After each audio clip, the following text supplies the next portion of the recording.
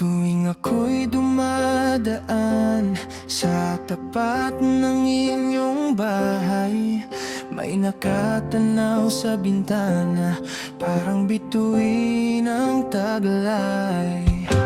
Mahaba mong buhok ay sumasabay sa hangin.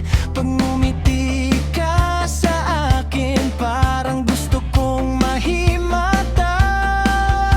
Sa bawat hakbang ko'y may kaba sa dibdib, parang may kulog at kidlat sa aking paligid. Ang sabi ng puso ko, lapitan mo na siya, pero nanginginig tuhod ko pag ika'y nakikita. Parang may mahiwagang bumabalot sa akin, habang titig mo'y diretso sa damdamin. Parang sinasabi mong halika rito, kaya ako'y dahan-dahang napapalapit sa'yo.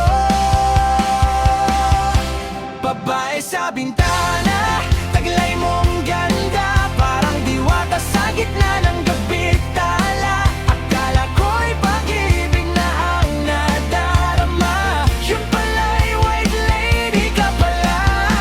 Bigla akong napasigaw ng aray ko po, nang makita kong paamoy nakalutang ng isang dangkal sa hangin. Sa sobrang takot ko'y nagkaripas ng takbo, iniwan pati tsinelas ko sa kanto.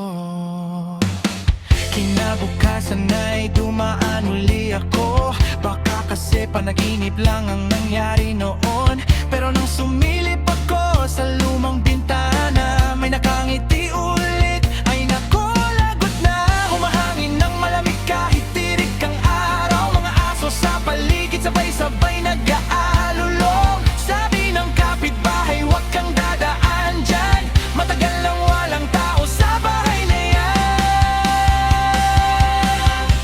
Babae sa bintana, taglay mong ganda, parang diwata sa gitna ng gabi. Tala, akala ko'y pag-ibig na ang nadarama, yun pala'y white lady ka pala.